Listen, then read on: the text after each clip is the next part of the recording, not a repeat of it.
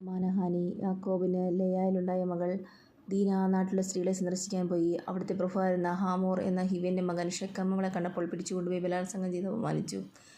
അവൻ്റെ ഹൃദയം യാക്കോബിൻ്റെ മകളായ ദീനയിൽ ലയിച്ചു ചേർന്നു. അവൻ അവളെ അതിരറ്റ് സ്നേഹിച്ചു. സ്നേഹവായ്പോടെ അവൻ അവളോട് സംസാരിച്ചു. ഷെക്കം തൻ്റെ പിതാവായ ഹാമോറിനോട് പറഞ്ഞു, ആ പെൺകുട്ടിയെ എനിക്ക് ഭാര്യയായി തരണം. തൻ്റെ മകളായ ദീനയെ ഷെക്കം മാനഭംഗപ്പെടുത്തിയെന്ന് വരുന്ന യാക്കോബ് പറഞ്ഞു. പുത്രന്മാരെല്ലാവരും വയലിൽ കാലികളിലൂടെയായിരുന്നുകൊണ്ട് അവൻ തിരിച്ചെത്തും വരെ അവൻ ക്ഷമിച്ചിരുന്നു. ഷെക്കമിൻ്റെ പിതാവായ ഹാമോർ യാക്കോബിനോട് സംസാരിക്കാനായി വന്നു.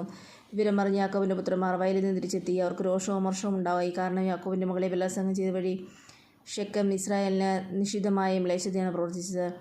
എന്നാൽ ഹാമോർ അവരോട് പറഞ്ഞു, എൻ്റെ മകനായ ഷെക്കമിൻ്റെ ഹൃദയം നിങ്ങളുടെ മകൾക്ക് വലുതായിരിക്കുന്നു. ദയചെയ്ത് അവളെ അവന് ഭാര്യയായി നൽകണം. ഞങ്ങളുമായി വിവാഹബന്ധത്തിൽ ഏർപ്പെടുക. നിങ്ങളുടെ പെൺകുട്ടികളെ ഞങ്ങൾക്ക് തരിക. ഞങ്ങളുടെ പെൺകുട്ടികളെ നിങ്ങളും സ്വീകരിക്കുക. ഞങ്ങളുടെ കൂടെ പാർക്കുക. ഈ നാട്ടിൽ നിങ്ങൾക്ക് സ്വാതന്ത്ര്യം ഉണ്ടായിരിക്കും. നിങ്ങൾക്ക് ഇവിടെ പാർത്ത് തൊഴിൽ ചെയ്യുകയും സമ്പാദ്യമുണ്ടാക്കുകയും ചെയ്യാം. ഷെക്കം ദീനയുടെ പിതാവിനോടും സഹോദരന്മാരോടുമായി പറഞ്ഞു, ദയയോടെ നിങ്ങൾ എന്നോട് പെരുമാറണം. നിങ്ങൾ ചോദിക്കുന്നത് ഞാൻ നിങ്ങൾക്ക് തരാം. സ്ത്രീധനമായ വിവാഹ സമ്മാനമായി നിങ്ങൾ ചോദിക്കുന്നത് എന്തും തരാൻ ഞാൻ ഒരുക്കമാണ്. പെൺകുട്ടിയെ എനിക്ക് ഭാര്യയായി തരണം. തങ്ങളുടെ സഹോദരി ദീനയെ ഷെക്കം മാനഭംഗപ്പെടുത്തിക്കൊണ്ട് യാക്കോബിൻ്റെ മക്കൾ അവനോടും അവൻ്റെ പിതാവായ ഹമാറിനോടും ചതിവായി സംസാരിച്ചു. അവർ പറഞ്ഞു, പരിച്ഛേദന ചെയ്യാത്ത ഒരുവനെ ഞങ്ങളുടെ സഹോദരിയെ ഭാര്യയെ നൽകുക സാധ്യമല്ല. ഞങ്ങൾക്കത് അപകരമാണ്. എന്നാൽ ഒരു വ്യവസ്ഥയെ ഞങ്ങളിതിന് സംഭവിക്കാം. നിങ്ങളുടെ പുരുഷന്മാരെല്ലാവരും പരിച്ഛേദന ചെയ്ത് ഞങ്ങളെപ്പോലെയാണ്. അങ്ങനെയെങ്കിൽ ഞങ്ങളുടെ പുത്രിമാരെ നിങ്ങൾക്ക് തരാം. നിങ്ങളുടെ പുത്രിമാരെ ഞങ്ങൾ സ്വീകരിക്കാം. ഞങ്ങൾ നിങ്ങളോടൊത്ത് വസിക്കുകയും നമ്മൾ ഒരു ജനതയായി തീരുകയും ചെയ്യും. ഞങ്ങൾ പറഞ്ഞനുസരിച്ച് പരിച്ഛേദന ചെയ്യാൻ നിങ്ങൾ ഒരുക്കമല്ലെങ്കിൽ ഞങ്ങളുടെ മകളെയും കൊണ്ട് ഞങ്ങൾ സ്ഥലം വിടും. അവരുടെ വ്യവസ്ഥ ഹാമോറിനും മകൻ ഷെക്കമിനെ ഇഷ്ടപ്പെട്ടു. അങ്ങനെ ചെയ്യാൻ ആ ചെറുപ്പക്കാരൻ ഒട്ടും മടി കാണിച്ചില്ല. കാരണം യാക്കോബിൻ്റെ മകളിൽ അവൻ അത്രമേൽ അനുയുക്തനായിരുന്നു. അവൻ്റെ കുടുംബത്തിൽ ഏറ്റവും മതിക്കപ്പെട്ടവനായിരുന്നു ഷെക്കം. അതിനാൽ ഹാമറും അവൻ ഷെക്കമും നഗര കവാടത്തിൽ ചെന്ന് അവരുടെ പട്ടണത്തിൽ പുരുഷന്മാരുടെ പ്രകാരം പറഞ്ഞു, ഈ മനുഷ്യൻ നമ്മുടെ സൗഹാർദ്ദത്തിലാണ്. അവർ ഈ നാട്ടിൽ പാർത്ത് ഇവിടെ തൊഴിൽ ചെയ്യട്ടെ. ഈ നാട് അവരെ കൂടി ഉൾക്കൊള്ളാൻ മാത്രം വിശാലമാണല്ലോ. അവരുടെ പുത്രിമാരെ നമുക്ക് ഭാര്യമാരായി സ്വീകരിക്കാം. നമ്മുടെ പുത്രിമാരെ അവർക്ക് നൽകുകയും ചെയ്യാം. നല്ലൊരു വ്യവസ്ഥയിൽ മാത്രമേ അവർ നമ്മോടൊത്ത് പാർക്കാൻ ഈ ജനതയെ ശ്രദ്ധിക്കുകയുള്ളൂ. നമ്മുടെ പുരുഷന്മാരെല്ലാവരും അവരെ പരിചാരം ചെയ്യണം.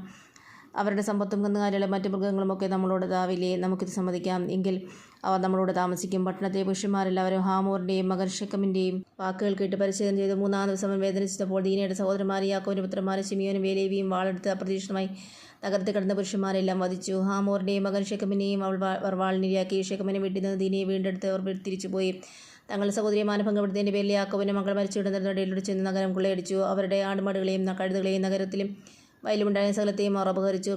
അവരുടെ സ്വത്തും വീടുകളൊക്കെയും യാക്കോബിൻ്റെ മക്കൾ കൈവശപ്പെടുത്തി. കുഞ്ഞുങ്ങളെയും സ്ത്രീകളെയും പിടിച്ചുകൊണ്ട് പോവുകയും ചെയ്തു. അപ്പോൾ യാക്കോബ് ശിമിയോനെയും ലേവിയെയും വിളിച്ചിങ്ങനെ പറഞ്ഞു, ഈ നാട്ടുകാരെ കാനാൻകാരെയും പെരിസ്യരുടെ മുൻപിൽ നിങ്ങൾ എനിക്ക് ദുഷ്കീർത്തി വരുത്തിയിരിക്കുന്നു. എനിക്ക് ആൾബലം കുറവാണ്. അവരൊന്നിച്ചുകൂടി എന്നെ ആക്രമിച്ചാൽ ഞാൻ തകർന്നു പോകും. ഞാനും കുടുംബവും നശിക്കും. അവർ ചോദിച്ചു, ഒരു വേശ്യയുടെ പോലെ അവൻ ഞങ്ങളുടെ സഹോദരിയോട് പെരുമാറിയതെന്തിന്?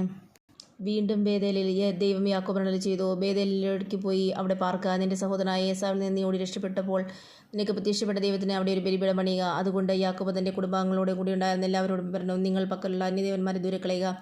എല്ലാവരും ശുദ്ധി വരുത്തി വസ്ത്രങ്ങൾ മാറുക. നമുക്ക് ബേതേലിലേക്ക് പോകാം. എൻ്റെ കഷ്ടപ്പാടിൽ എൻ്റെ പ്രാർത്ഥന ചെവിക്കൊണ്ടവനും ഞാൻ പോയിടത്തെല്ലാം എൻ്റെ കൂടെ ഉണ്ടായിരുന്നവനുമായ ദൈവത്തിന് ഞാൻ അവിടെ ഒരു ബലിപീഠം പണിയും.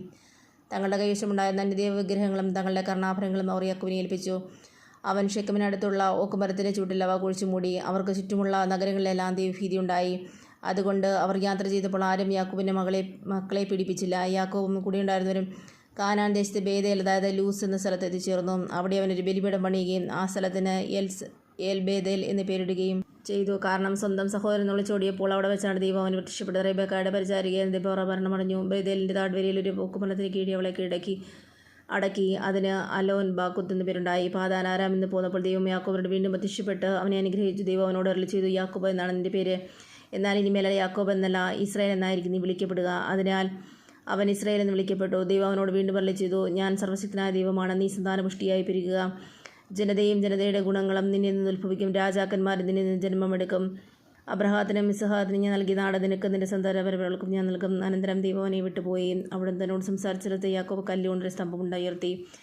അതിന്മേലൊരു പാനീയ ബലി അർപ്പിച്ച് എണ്ണ പകർന്നു. ദൈവം എന്നോട് സംസാരിച്ച സ്ഥലത്തിന് യാക്കോബ് ബേതേൽ എന്ന് പേരിട്ടു. ബേതേലിൽ നിന്ന് അവർ യാത്ര തുടർന്നു. എഫ്രായത്തിൽ എത്തുന്നതിന് കുറച്ചു മുൻപ് റാഹേലിലേക്ക് പ്രസവം തുടങ്ങി. പ്രസവ ക്ലേശം കഠിനമായപ്പോൾ സൂതികർമ്മിണിയോട് പറഞ്ഞു, പേടിക്കേണ്ട, നിനക്ക് പ്രാവശ്യം ഒരു പുത്രൻ ലഭിക്കും. എന്നാൽ അവൾ മരിക്കുകയായിരുന്നു. ജീവൻ വേർപെടുന്ന സമയത്ത് അവൾ അവനെ ബനോനി എന്ന് പേർ വിളിച്ചു. പക്ഷേ അവൻ്റെ പിതാവ് അവന് ബെഞ്ചമിൻ എന്നാണ് പേരിട്ടത്. റാഹേൽ മരിച്ചു. ബെത്ലഹേം എന്നറിയപ്പെടുന്ന എഫ്രാത്തയിലേക്കുള്ള വഴിയിൽ അവളെ മടക്കി. അവളുടെ കല്ലറയിൽ യാക്കോബ് ഒരു സ്തംഭം നാട്ടി. ഇന്നും അത് റാഹേലിൻ്റെ കല്ലറയിലെ സ്മാരക സ്തംഭമായി നിൽക്കുന്നു. ഇസ്രായേൽ യാത്ര തുടർന്നു. ഏദേർ ഗോപുരത്തിന് അപ്പുറം കൂടാരമടിച്ചു. ഇസ്രായേൽ ആ നാട്ടിൽ പാർത്തിരുന്നപ്പോൾ റൂബൻ തൻ്റെ പിതാവിൻ്റെ ഉപനാരിയായ ബിൽഹായുമൊത്ത് ചരിച്ച് ഇസ്രായേൽ അതറിയാനിടയായി. യാക്കോബിൻ്റെ പുത്രന്മാർ. യാക്കോബിന് 12 പുത്രന്മാരുണ്ടായിരുന്നു. ലെയായുടെ പുത്രന്മാർ. യാക്കോബിൻ്റെ കടിഞ്ഞൂൽ പുത്രൻ റൂബൻ, ശിമെയോൻ, ലേവി, യൂദ, ഇസ്സാഖാർ, സെബൂലൂൻ. റാഹേലിൻ്റെ പുത്രന്മാർ ജോസഫ്, ബെഞ്ചമിൻ. റാഹേലിൻ്റെ പരിചാരികയായ ബിൽഹായുടെ പുത്രന്മാർ ദാൻ, നഫ്താലി. ലെയായുടെ പരിചാരിക സിൽഫായുടെ പുത്രൻ ബാർ, ഗാദ്, ആഷേർ. യാക്കോബിന് പാദാനാരാമിൽ ജനിച്ചവരാണിവർ. ഇസ്ഹാക്കിൻ്റെ മരണം. യാക്കോബ് ഹെബ്രോൺ എന്നറിയപ്പെടുന്ന കിരിയാത്ത് അർബായിലെ പാമ്രയിൽ തൻ്റെ പിതാവായ ഇസ്ഹാക്കിൻ്റെ അടുത്തേക്ക് പോയി. അബ്രഹാം ഇസ്ഹാക്കും പാർത്തിരുന്നത് എവിടെയാണ്? ഇസ്ഹാക്കിന് ആയുഷ്കാലം 130 വർഷമായത്. ഇസ്ഹാക്ക് അന്ത്യശ്വാസം വലിച്ചു. വൃദ്ധനായ അവൻ തൻ്റെ ദിവസങ്ങൾ പൂർത്തിയായപ്പോൾ മരിച്ച സ്വന്തം ജനത്തോട് ചേർന്നു. മക്കളായ ഏസാവും യാക്കോബും അവനെ സംസ്കരിച്ചു.